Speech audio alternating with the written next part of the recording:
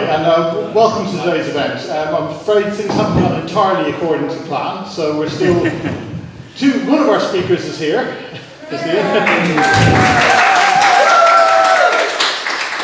And another speaker is apparently on a bus on the way into the centre of Cambridge, and the third speaker was last seen in King's Cross, waiting on the train. So I don't know if Alfred is going to make it here. But we'll press on now at this stage because we are on a time constraint here. When Brexit happened, people in the UK lost freedoms to live, work and travel throughout Europe that I think many had taken for granted over the previous decades. And that affected everyone, but young people in particular lost opportunities that the previous generations had. And that was, despite them being overwhelmingly, the 1835 age group voted quite strongly against leaving the EU, and also in opinion polls showed very strong majorities in favour of freedom of movement. And actually, in some surveys which done shortly after Brexit, they listed retaining freedom of movement as a top priority when young people were surveyed on what their priorities from Brexit were.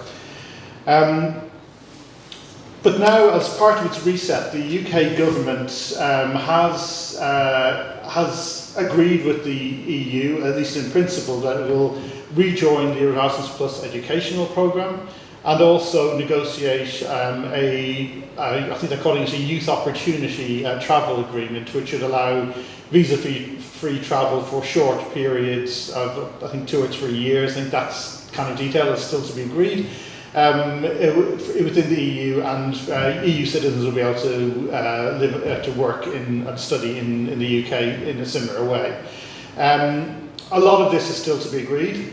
The timetable is still quite vague. We don't know exactly when this will happen. So our panel today was going to discuss this, discuss what are the advantages of being part of these schemes. What do they provide? What do they not provide? What are the obstacles that might delay them or even derail them at this stage? And what we can do as individuals to help move the process along. And perhaps if there's time at the end, maybe we could discuss a little bit about what next after these goals have been achieved. So I'd like to welcome our panel for the evening, but so for there's only one. Ian here is Professor of Modern French Philosophy and Literature at the University of Cambridge and an advocate for the benefits to both individuals and educational organisations of travel for educational purposes. And he's spoken here before on this topic about 3 years ago, I remember. Mm-hmm. Not on this way, I think it was online then because it was still the pandemic. Maria Kurinna, who is due to arrive imminently, is a Ukrainian human rights advocate who's dedicated her career to achieving justice and reconstruction for Ukraine, and is also a campaigner for Youth for an Inclusive Europe, which is an organisation which was set up a couple of years ago to promote diversity and inclusivity in the EU in particular, and to create a more equitable Europe, and has a particular focus on education and education policy. Alfred Quantrill, last seen on a train sitting in King's Cross, is president of the Young European Movement, who recently launched their Open Doors, Open Futures campaign to restore lost opportunities for young people in the UK. And we were really hoping to have him here to actually discuss that programme, so hopefully he'll be able to join us before the end of it, but trains being what they are today, I wouldn't hold my breath. So please give them a warm welcome. You can represent all our panelists. I should do my best. Housekeeping notices. There are fire exits. There is one here, and I think the other one is you go through that door there, and it's just up on the right, I believe. There are no drills or anything planned tonight, don't worry. I am recording this partly as an experiment to see if recording this way works. But if there's a good video, I'll check with the speakers and then we can perhaps share that later. The speakers are due to give a short presentation, 5 to 10 minutes each, and after that we'll have a Q&A, open discussion, and we wrap up shortly after 7 p.m. and then some of us are going to the Maypole pub. The mics we have here, I think this is a small enough venue that you probably don't need one for asking a question, but if you'd like one, please let us know. And I think with that, I will hand you over to Ian. Okay, thanks. Is this one working? Hello? Yeah. Don't know if I need it exactly. Well, hi everyone. Thanks for coming. So yeah, my name's Ian James. Thanks for the introduction, Paul, and for setting this event up. I've got about 10 minutes. I will not add to that because of the absent colleagues, but it gives us time, particularly if we don't see the other two. So let me just sort of introduce myself and give you a sense of where I sit in relation to all these things. I work in the modern languages faculty. I teach French, modern French culture and thought. And so it won't come as any surprise that I and my colleagues felt the tragedy of Brexit particularly acutely. Being in our profession, we're obviously, I think to a T, although I believe there may have been an unnamed one person in our faculty who allegedly voted for Brexit. We don't know who they are, but by and large, all of us, we do what we do, teaching young people modern languages and modern European culture, because we're profoundly committed to the ethos of language learning, to the good that it brings to young people, for their ability to travel and see the world. And so Brexit was acutely felt as a disaster for us, as it was for so many people in so many different ways. The loss of the Erasmus scheme, which is what we're talking about, was a particular extra and very hard blow in the context of that, not least because there was nothing in the Brexit referendum that mandated that we should withdraw from the Erasmus scheme. It was partly driven by ideas of how much it cost, and the then Tory sort of pro-Brexit government not wanting to spend the money that had been spent on it traditionally, but also I think it was kind of ideological and to do with the ethos of the Erasmus scheme, and I will come back to that. But it was a loss that was felt very, very much by all of us. Erasmus students joined our faculty in great numbers, year in, year out. They made a huge contribution to our classes and our seminars, brought a richness and a diversity to our teaching and to our life in the faculty. And we, of course, as part of our degree programme in modern European languages, send our students out in their third year to spend the year abroad, and the Erasmus scheme played a huge role in that. So it won't come as a surprise to any of you as I come and talk here today that we are very pleased at the prospect of rejoining the Erasmus scheme whenever it happens, and that this is very welcome. But I want to sort of begin by putting things in a slightly narrow context by raising a few issues about the existing and other proposed schemes and where Erasmus Plus might sit in relation to those, so that we can get a sense of just how important that scheme is in contrast to other things that have been on offer. Now, when I spoke in this forum at Paul's invitation a few years ago, it was the topic of the evening was Erasmus versus the Turing scheme. And the Turing scheme was brought in by the Tory government, as you probably know, after Brexit to kind of replace Erasmus. And the question we can ask ourselves as we look forward, hopefully, to a return to Erasmus is how well Turing has been doing, and why perhaps the limitations of Turing make it all the more imperative for us to return to Erasmus. It is slightly disappointing, but not surprising, that current Labour ministers are rather silent on what Turing has and has not achieved. They, like so many things, they don't talk about it. I mean, one of the plus things of Turing is that it opened up mobility beyond Europe to other places in the world, and Erasmus was slightly limited on that. In the first few years of Turing, the top destinations for Turing UK-funded students were the USA, China, Canada, and Australia. So in a way, that represents the discourse that was around Turing, that this wasn't, you know, a Little England scheme, but it was actually designed to open our horizons to a more kind of global level. And it seems to have done that. But that said, the British Academy report on Turing that was published in 2023 suggested that under existing youth mobility schemes, the numbers of UK people going to these farther flung non-European destinations was on the rise anyway. And we can't necessarily assume that this is just a benefit from Turing.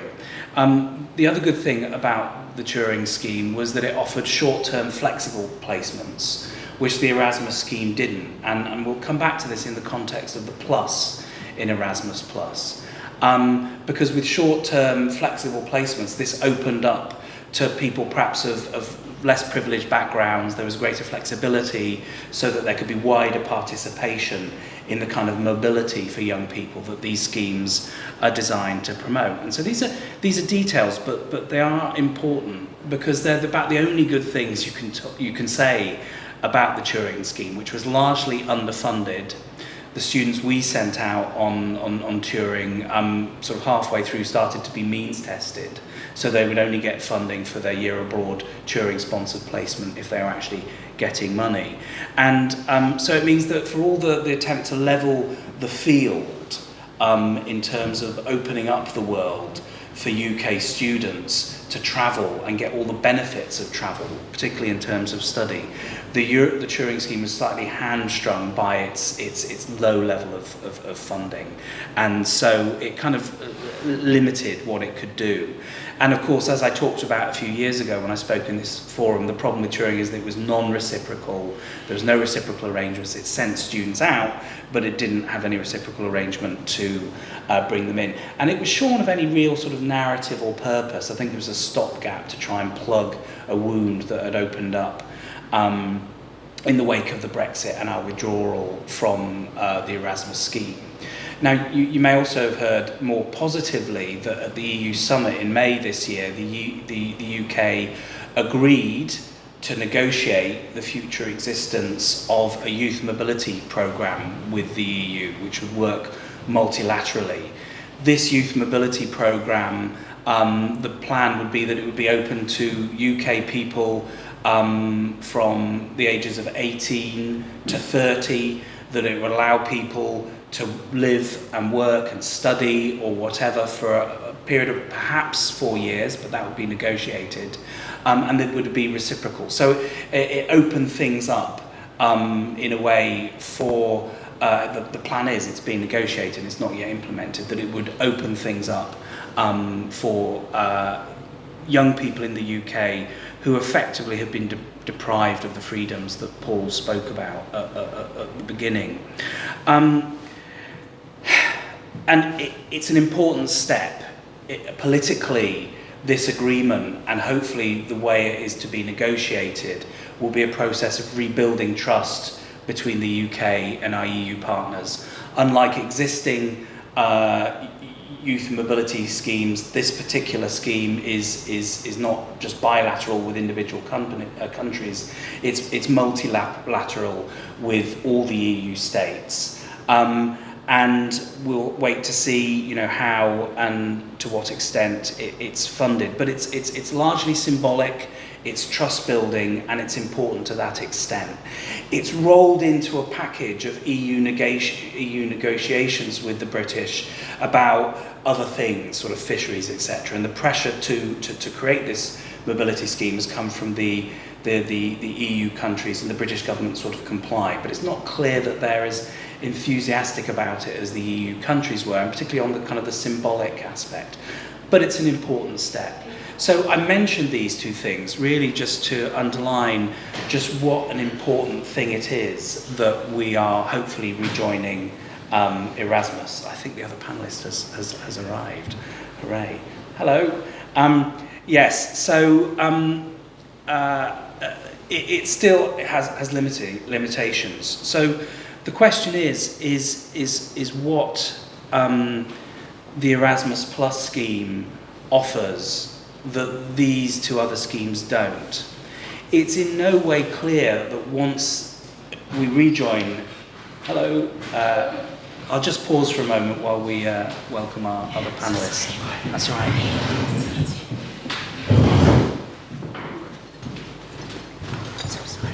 That's all right.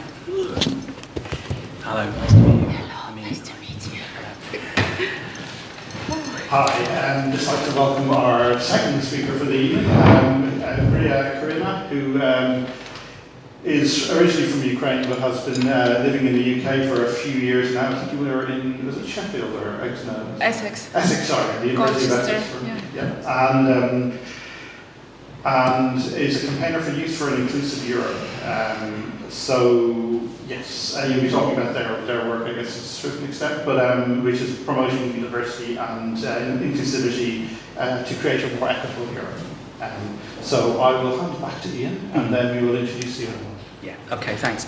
So, so I've been talking about the limitations of the Turing scheme and the way in which the proposed youth mobility scheme with the EU will not quite be Erasmus. And so, why is this, and why is Erasmus Plus so important? Well, clearly, it's important for me and all my colleges professionally, and it's important for higher education language learning in the UK.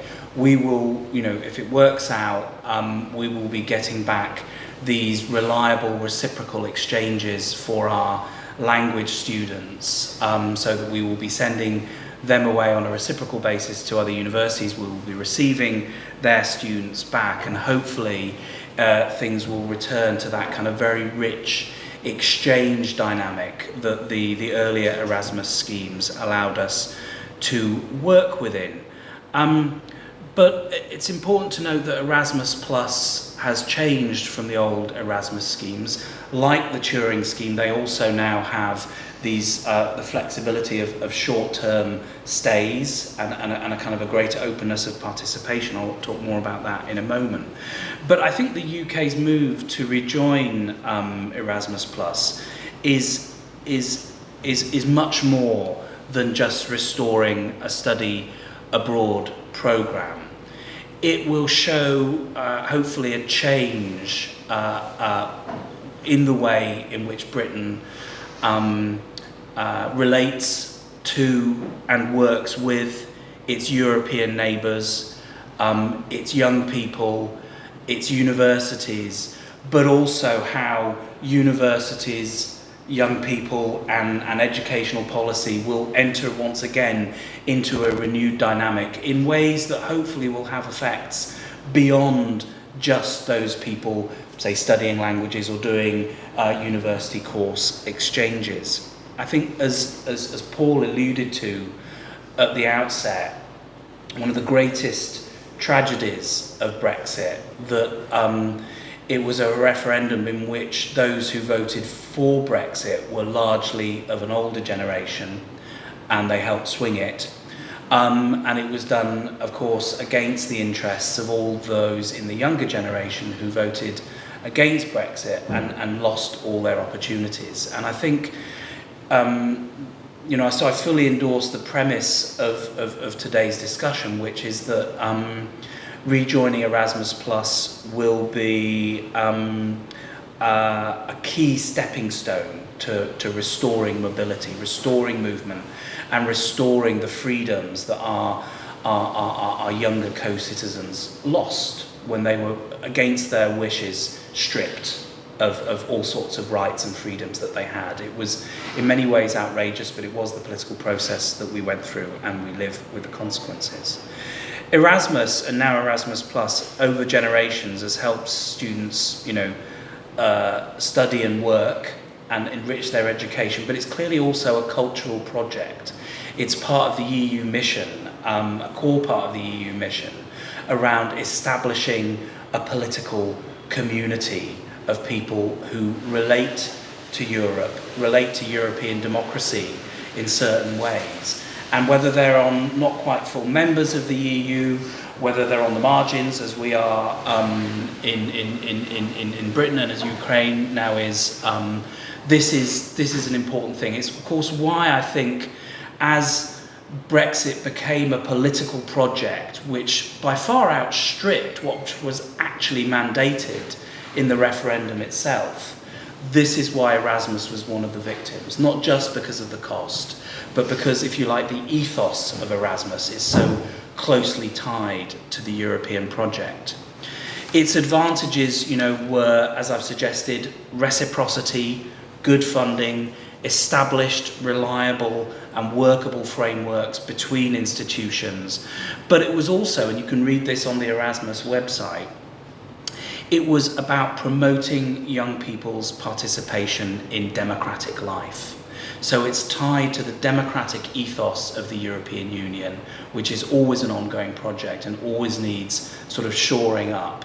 And it's tied to the ethos of young people being able to travel freely, to study, to work, to do all these things, to meet perhaps future partners and raise families. I think almost 10 years on from the Brexit referendum, which heralded this era we're now very familiar with, an era where democracies find themselves in crisis, facing populism, facing the resurgence of authoritarian discourses, nationalist discourses, exclusionary discourses, more than ever as a policy programme, as an exchange programme within the European Union and its non-EU partners. I think Erasmus and its ethos and its embedded institutions and what it allows people to do is important. We need to get young people back, out into other aspects of the real world, and for this to be part of their formation. I personally see it as a key stepping stone, not just to help countries on the edges of Europe like ourselves who are not, and perhaps not soon to be, part of the European Union, but perhaps aspire to be part of the European Union or part of the European Union again in the future. It's not just about that project of perhaps joining or rejoining Europe, but it's also about shoring up what Europe is now in its exchanges with itself and its exchanges with its close partners. It is often said that geography is destiny. And whether we like it or not, we are among a number of states who are on the very edge of this European bloc.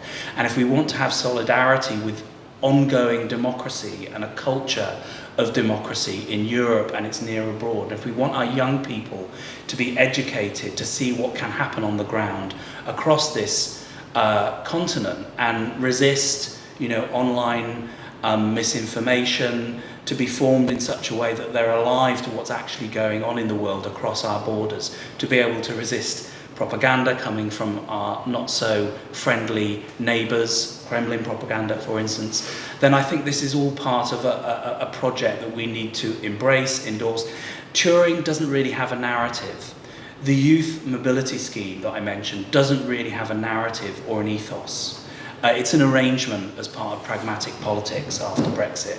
Erasmus has a narrative, and it's a narrative we need to get behind and help foster. And I think Paul mentioned we might want to discuss what the next steps are, what we can do along these lines. I think from where I stand in institutions such as the University of Cambridge, we need to help build this narrative. And as universities, we also need to embrace the plus of Erasmus Plus. This is not just about university students, it's about youth groups, it's about spreading this institution and universities participating in these structures with non-university contexts to try and build this as part of our, hopefully, a more positive future.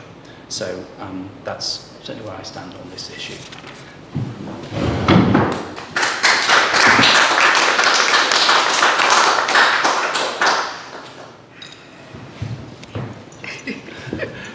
Right. Point the microphone away. Yes. Good evening, everyone. My name is Maria Kurinna. It's me feels like I came not from London but from Ukraine in terms of how it worked today. I left home at 2 to be here at 5:30, so I'm sorry I was late.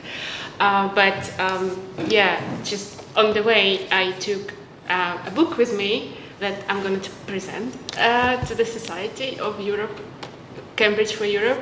It's called Ukraine 50 Symbols of Resistance. It doesn't connect with the topic directly, but when I was waiting for the trains in the middle of nowhere, I just opened it randomly in a random page, and it helped me remind that how resistant Ukrainians are, how positive, how jokes always help. So yeah, I'm very honored to be here today, and it was so also specific to reflect when I was preparing for this speech, but also hearing from my colleague Ian that Britain now is on the march of the European processes and is outside the EU after Brexit. I remember being in Ukraine when just in 2016 it all started, and I was against, I don't know, I had nothing to do with it, but I felt like it's a wrong move.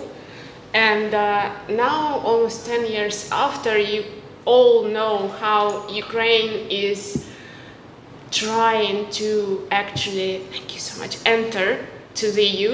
We were building our democratic society from scratch.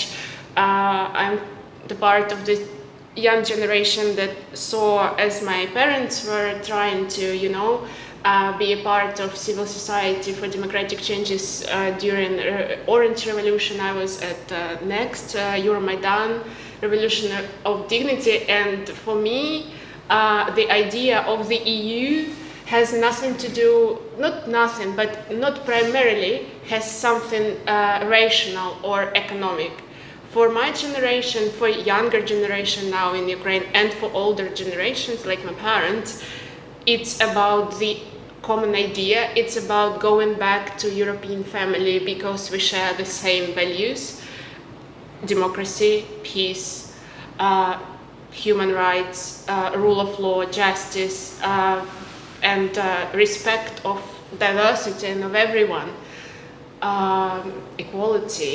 So for us, it was very, very difficult to, as very young people, school children, or uni students, it was very, very difficult to even travel to any European country. You need to stay and receive visa. You need to sustain and show some financial credibility to even enter just to see any other neighboring country like Poland or Hungary or Romania, which are all around Ukraine. Not saying about education even. So for those who were able to use any possibilities, any paths, educational paths to study in Europe, they were just like the smartest, the luckiest ones. So for us, this idea of young people to connect to their young peers in the EU, it was just very natural. We really wanted to see how other young people are studying, what they're doing, what ideas they have, what is the regular basis, what is their life on the regular basis, how they see our common future, what issues they see in front of them. And for Britain, I can say that, and I can feel it as well, that for young British people, it has been very hard. They have faced and are still facing a lot of hardship in terms of not only education, economic crisis, also struggling to even like sustain everyday life, but in terms of education, apart from Brexit, it was COVID, so we have a range of students who have never been almost to any such nice auditorium like this one.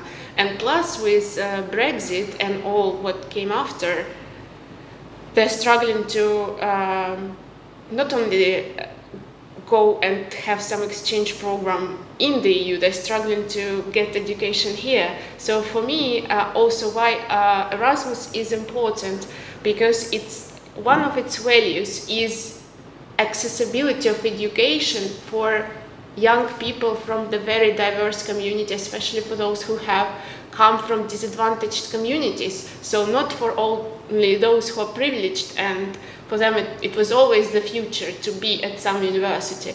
But coming from a very industrial and quite big, but very depressed city in Ukraine, it's Luhansk, Donbass, it's occupied for 11 years. When I came to Essex, my idea was at the University of Essex, why I've chosen, I've received the invitations from Glasgow, LSE and Essex, and I still chose Essex because of the Human Rights Centre, because I'm a human rights advocate. Well, in this life. In previous life I was teaching in my university Japanese language. Well, anyway, for me, I can relate what I've seen in Essex, in Colchester, in cities and little towns which are around the coastline and in East Anglia. There is not very obvious for young people there. It's not very easy to do a degree, even in the UK. That's why the youth mobility is very important, and Erasmus is very important, because it opens the doors for those who wouldn't be able to pay for their education or to their parents to pay for it. And it just reminded me my background very well, and it was just weird because it was like this in 90s after perestroika and after Ukraine declared finally and fought finally for the independence. And I felt in Colchester in some places and in Essex like it's after perestroika in Luhansk, honestly. So I feel that this idea for British young people, which are very, very diverse, to reunite with Europe is very crucial, because it's us who will build the future. It's us who will face a lot of other challenges. We see that, well, it's obvious that all of us still, especially young people, will see some adversities, but they have to be united, they have to be prepared, they have to be on the same page with other European youth and have some connections there. So it's not only about each person's personal route and professional route, but I think it's also about the future of Europe and the future of the UK. And also I feel that by connecting to other people, by even talking to other young people or any other people who you haven't met before and you don't know a lot about them, you gain so much. I think people and humans' communications is invaluable, especially in the era of digital communication, disinformation, misinformation, propaganda, all these endless messengers, when you feel like you are connected to everyone, but sometimes you just feel lonely. So I would also say that I made some notes actually. I felt I started when I just came to the UK in October 2022. I had to travel to Berlin, because I promised before, for a big media forum that European Greens organized. And they asked me some question about how do Ukrainian human rights defenders and media activists feel after they woke up after bombardment in February 2022. And I'll just repeat it. We didn't woke up in February 2022. Unfortunately, we've been already preparing. Not everyone. I mean, people in Kiev didn't believe me when I was saying it's going to be escalating. People in European institutions, diplomats with whom I talked, didn't believe me for 8 years and felt like, sometimes I just felt some kind of hint that they are saying, oh, you're just overreacting because you had this war experience as a civilian, so it's fine, it's just some little regional conflict, you just need guys to be friends again. And I've been living all my life in predominantly Russian-speaking Luhansk, which was all demographically reconstituted, so all Ukrainian people were raised, the language was erased, and I literally lived with people who were brought from Russia to the Soviet Union And I feel I knew them better than any diplomat who is trying to sugarcoat that the war wouldn't happen. So I'll repeat what I said in Berlin in 2022. And I don't want to, it's not about like making the picture dark. It's about our, like, look, Ukraine still stands. Nobody gave Ukraine first 3-4 days, then 2 weeks, right? And they still haven't caught any big capital of the oblast of the region yet. One, and then we liberated Kherson. So I'll try to share the idea that if the war is invisible, it doesn't mean it's not here.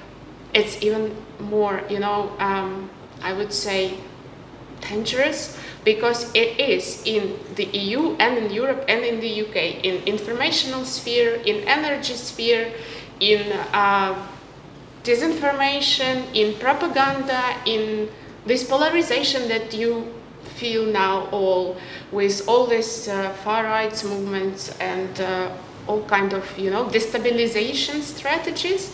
I don't say it to scare anyone, no. I say that if we invest in our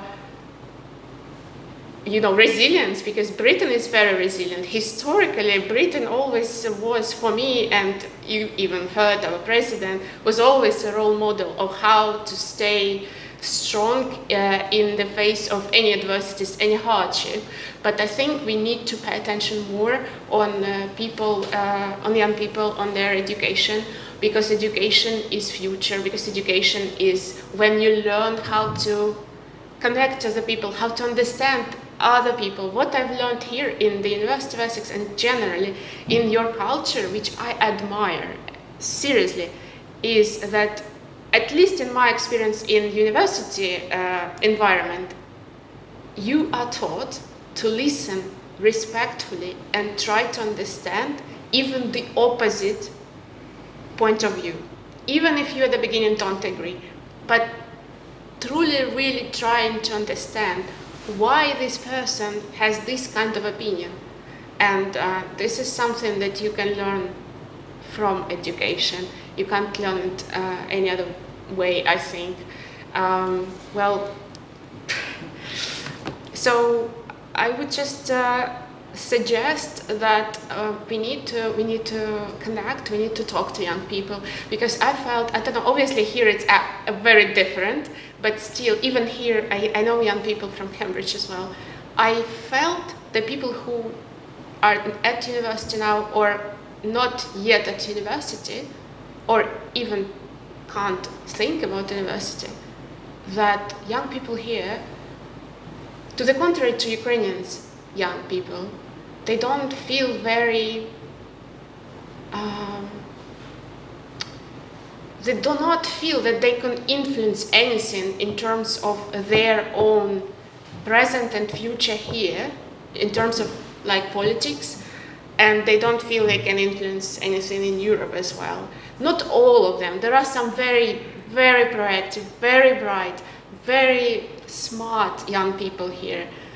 But I've met a lot of people when I said, like, well, you say this is not all right, this is not all right. Why don't we try to change it somehow? What is the root cause? How we can change it? How we can try at least to influence that? And a lot of people were just like, who I am. It's big people there in London. Like, I have no idea how to do it. I'm no one. Nobody will listen to me. And from our culture, unfortunately, our democracy has to be defended by arms, but it started all from peaceful demonstrations, peaceful rallies, peaceful gatherings. And it's in our culture, if our government or if our politicians do not hear us, if even our heads of universities do not hear us, we go and protest, but peacefully. Even during the war this summer, young people, very young, they just finished school, they were peacefully protesting. I know some of the organizers, they created chats how to eliminate any escalations, how to connect to local police of negotiations, how to reduce any risks, but they still brought to the light, up to the president and the government, their concerns about corruption and anti-corruption. So that's amazing, and I think that's what I learn a lot every day here, meeting new people in Britain. And that's what's happening when this international community is flourishing. So I believe Ukrainians can share a lot with the EU and Britain and learn a lot together. Well, if you have any questions, thank you very much.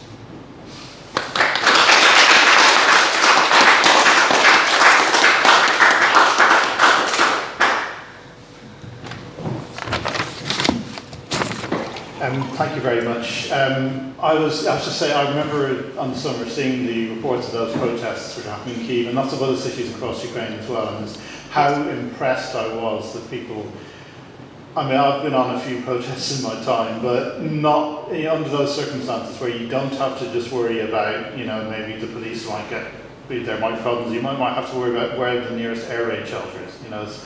It's a different, to see that people coming out in very large numbers was truly impressive. But I think what you're saying does speak to, I think there's almost a reluctance not to be positive about Europe.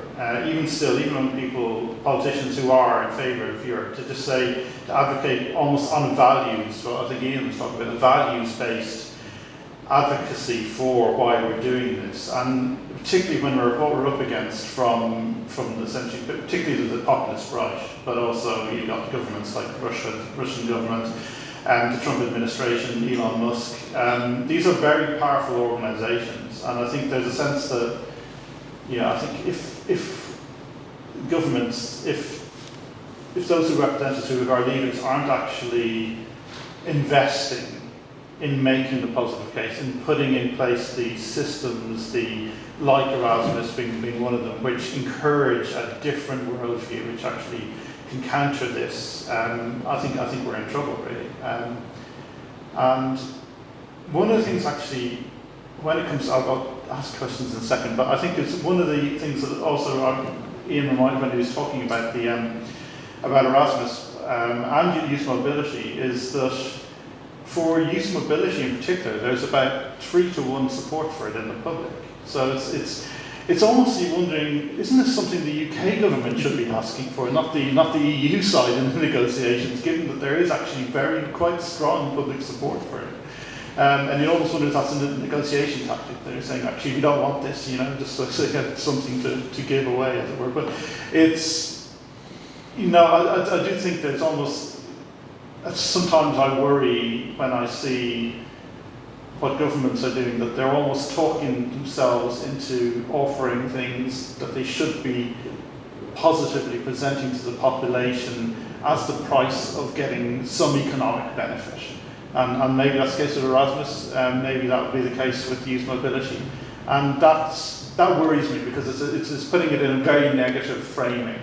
And I think if there's one thing I would really like to see, and I think would be to see our politicians, particularly in government, actually stop doing that and start making a positive case for the things they're arranging with the EU a bit more. But enough from me, actually. Anybody have any questions?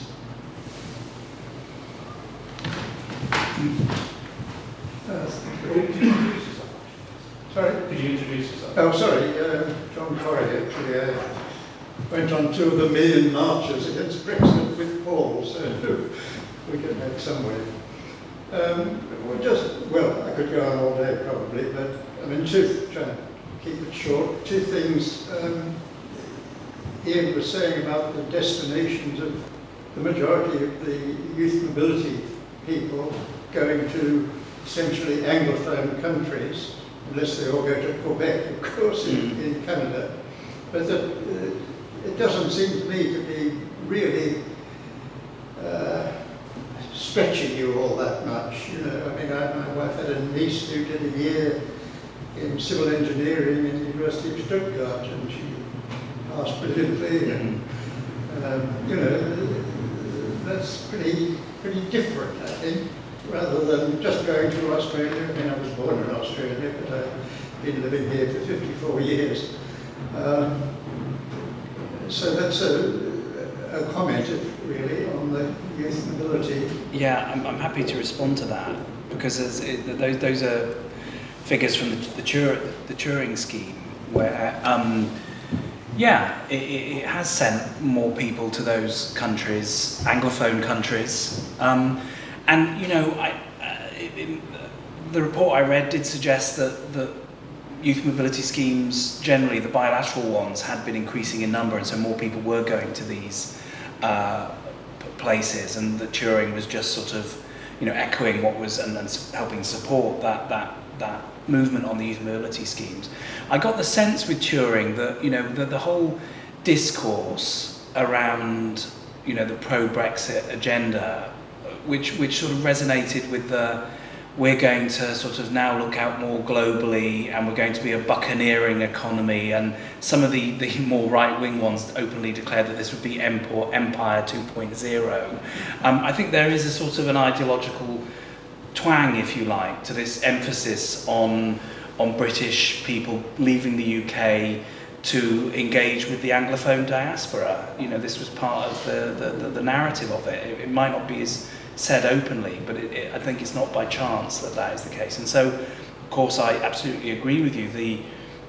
The advantage of Erasmus and its focus principally on Europe, but the schemes have allowed for, you know, perhaps France's overseas territories, which sort of has a neo-colonial aspect, but also, you know, those participating adjunct states in Erasmus. Erasmus does send people to be on the borders of Europe, but the point is essentially exactly what you're getting at, that it's about going out into the world and experiencing difference and the richness of exchange of that, which comes with learning a language, working in a language, a foreign language, and all the cognitive and cultural pluses that gives you. Obviously, as a language teacher, I'm quite evangelical about that. But very, very much, you know, focusing on our neighbours, on Europe, but also, you know, on other areas which give us that stimulus of something different. And that having more and more people have that experience will be, I think, a front line against what you've also both spoken about, you know, this creating a young democratic population who's able to resist all these narratives that are making the running at the minute, frankly, which is probably why our politicians are so timid. If I could just say one I said I would say two things. The other one was really about what Paul was saying about the negativity of politicians in government. You know, I mean, I have written endlessly to our Labour MP about restoring Erasmus Plus, and in fact about, well, I would say the cruelty to young people and showering money on old codgers like me who don't need it anyway. But I don't think I've ever had a response from him. I get responses about, in fact I just had one the other day about not leaving the European Court of Human Rights, which was something. But I've never had any sort of response, positive, negative, about restoring Erasmus Plus, which I find very disappointing. I had a negative response from the local MP. Oh, well then. Saying that the government policies, before they announced the policy, of course, about a year ago, saying, they've got no intention of joining Erasmus Plus or Youth Mobility. That's the response I got from the local MP a year ago. Sorry to share. A worry, sorry, Sarah Bond, a worry that I have, the worry that I have is shared by others, and that is the underpinning of our universities. The way that they are funded, and the fact that already universities, strap the cash, I make a generic comment, are closing down, such as French departments, and thereby members of staff, and restricting all sorts of egress for our students before they can get to such lovely things as Erasmus or Erasmus Plus. And I find that very worrying. I'm sure that's a view shared by others. And I just throw that into the general discussion. Thank you. Well, Maria spoke very powerfully about the importance of universities and your experience at Essex, and the importance of universities being open to those who are less well advantaged. Our university system had this evolution in order to expand its reach over the last few decades, but of course it's created an absolute funding crisis. And you know, we're hit in modern languages because that has also coincided with Brexit, with people sort of turning away from the idea that languages are a good thing. So of course I agree with you. You know, when we talk about these things in our departments, we try and avoid phrases like death spiral, because we feel that our discipline is severely under threat. All I can say is that you're absolutely right, and it shows you how the issues we're talking about are interacting with multiple other problems, and it's not straightforward. I don't know what you think. Yeah, thank you. Yeah, I also already witnessed that even at the University of Essex, but in others, there was a shortening of departments and staff, and it's very concerning. What I also noticed was that much less students from Europe started to come, and the discussion became different. I think any professor and a lot of students can feel it. I had much more expectations, frankly speaking, in terms of discussion, not in terms of teaching, in terms of students' engagement. And it is concerning, but also when these European languages departments are already under threat, I can say, and speaking about your question as well, that British students tend to come to Anglophone countries, and it's interesting, or also to Central European, very, I don't know, more developed countries, I would say, like France or Germany, and I think that not coming to Eastern Europe, to, I don't know, Budapest or Warsaw or Kiev or any other Eastern European city is also, the students can see the world from different perspectives. They lose a lot by not connecting to different parts of Europe. And speaking about languages as well, you all know that in Slavonic departments, in Cambridge, in UCL, all over the world in US, there was all about Russian studies, unfortunately. Not all, but predominantly it was about Russia, but Eastern Europe is a lot of countries, and each of them have absolutely beautiful culture, language, history, outstanding writers, poets, beautiful art. And for me, in terms of Britain and the person who is trying to reconnect with my PhD study again, I don't understand where I can do it here, because I don't feel a lot of interest in Ukrainian studies.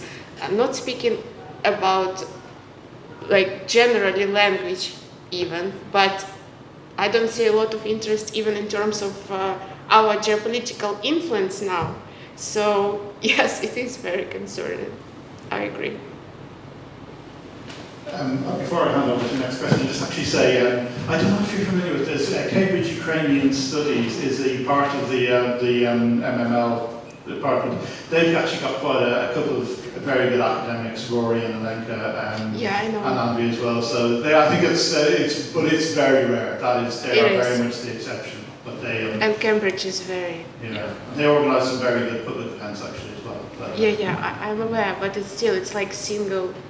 It's unique. It's the exception that It's confirms the an rule. exception. I agree. We also have Polish presence. Yeah. Just saying it. Beautiful. I'm happy. Trying to blaze a trail. Cambridge isn't all as backwards looking as people imagine. The other thing actually with the Erasmus Plus scheme also, it does have schools and skills aspect to it as well beyond universities, which I think it's probably fair to say the UK didn't engage enough with in the past, and I think that's something in the future that the UK, there probably needs to be looked at a lot more to try and get schools involved in those programs in future. I mean, initially they were only being introduced around and being strengthened at the time that the UK left, but I think there are opportunities there even before we get to university to do Erasmus. Hey, so I'm Councillor Imogen Blackburn-Horgan. First of all, I want to say thank you very much to the panel for showing up despite your awful travel experiences. I am so sorry. We somehow built a terrible rail line. We didn't mean to. So the thing that I wanted to ask about was how are we going to include those in poverty, the working class, those with less access to these opportunities? I've done a lot of research. I'm a biomedical scientist, bit of a nerd, and every single country in Europe has some kind of unique traditional craft that nowhere else on the planet does. In Germany, in the Black Forest, you probably know, they make cuckoo clocks. No one else makes them like that. But if we could connect to those people, if we could do apprenticeships in those crafts, we could bring those back to the modern day and include those kids who aren't academics, who can't do that sort of thing, but can make a cuckoo clock. Thank you. Thank you. Thank you. I think it's picking up on the, I think there is a need to tap into the wider Erasmus program. Actually, I think that hopefully we'll be joining that fairly soon. I mean, it's a real pity that Alfred isn't here. Alfred is trying, as far as I know. Somewhere between here and London, I think. But yeah, it's because he's in the Young European Movement recently launched a campaign. I think it's Open Doors, Open Futures, I think it's called. So about this issue, but yeah, he would be he knows a lot more than I do, certainly about the mechanisms of the actual campaign and where things are with the government's negotiations and various other aspects of it. I just can jump briefly that yes, it's why it is unique that Erasmus Plus, the Plus component is not about only opportunities for students in academia. It's about all kind of different education, non-formal education, and also about students in vocational educational institutions. And it is very important. I agree that not everyone has to only go to university, and it, as far as I can see it, we need to do more like field work, talk to these young people and hear their voices. What do they want to do actually? And then from there, we need to try to provide some opportunities for them. So I feel just that young people in the UK are not, except of those who already, have some platforms, like at university, but working class young people, I do not feel they have some platforms, except of those that are very worrying, to join. Yeah, I think there's a danger in that as well. If the only people who are offering an alternative are populists and tech bros, and that is, we know, the danger to our society, and it's something we're seeing. I think even in attitudes, particularly among young men, which is getting quite worrying. And we'll hand over to you. You had a question here. When we use it, I'm the next teacher, so you get my voice. My name's Drew Howgill from Cambridge. I suppose before I give the question, I'll just give a bit of background, because I used to work with Erasmus at the University of Bradford, and I used to work with the Peace Studies department, and we used to get our students to go to the Quaker Council for European Affairs in Brussels and work there under Erasmus, and of course they had excellent funding and great opportunities, which all finished unfortunately. And I also had students going to the Netherlands, Leiden University, with a partnership with. But there's one particular person I'm going to sort of talk about quickly. There's a guy who studied German, got a first class honours degree, and he wanted to try and translate it. So he's now living in Berlin 10 years after his degree. But he's also got Spanish, and he wants to work in Spain, Germany. And I don't know if people know this, but because of Brexit, if you've got a UK passport and you're based in a European country with your residence card, which you get, you can't go for more than 3 months to another country in Europe. You can only stay, so he can only stay in Germany, he wants to go to Spain, and therefore he's stuck. He's translating Spanish and German. So what he's done, he's a very productive guy, very resilient. He's managed, by spending 7 years in Germany, to apply for a German passport, and he's now got a German passport. He can actually got an EU passport, so he can actually go to Spain, go to Germany, and work. But the question I have with that background is, how do we engage young people? Because if you look around this room, there aren't that many young people here. I'm 68 years old and I'm still working, shouldn't be. And when I was coming in today, I was walking down the road by the Cambridge Union, and there was a crowd of about, I don't know, a couple of thousand young people queuing up to get into an event at the Cambridge Union. And I turned around to one of them and I said, "Who you come to see?" So we come to see the CEO of NVIDIA. I said, "Okay, this is an American Korean guy who's the CEO. Why?" "Well, we want to hear all about AI."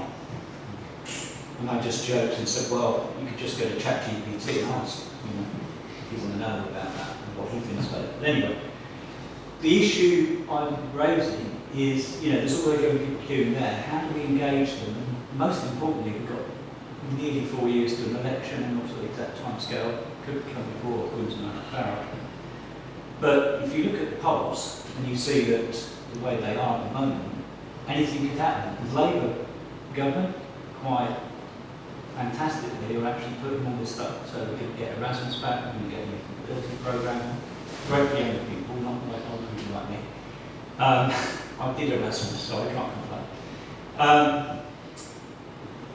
They could bring in these policies, and then come the election, if it was in 2029, we could have a situation where the whole clock could be turned back. So how do we engage young people now? And it's an emergency, because young people need to engage in politics. Did you know 12 million people didn't vote in the EU referendum in 2016? 12 million people registered to vote, but didn't. A lot of those were young people. I know some of them, they didn't even get out of bed to vote. Now, you can imagine if those young people had voted. So how do we change things? How do we make it so that young people engage in politics, engage in society, see the threats that are there, see the opportunities? I mean, the great thing about all of this is these are fantastic opportunities. My own view is we need to focus on emotions. We need to get people emotionally involved. That's how the right wing do it. That's how the populists do it. How do they do it? They do it through tapping into people's emotions. And that's what the progressives need to do. But I'd like your views on how we do engage all young people. Thank you. I'm happy to. You're going to have to wrap up in about 2 minutes. Do you have any responses to that? I'll just say that I don't have magic wand, but I agree that it's about emotions, emotional connection. I am the person who came both from academia and from the field job. I worked a lot with young people on the contact line that were liberated from the Russian occupation back in 2016 and 17, and with children.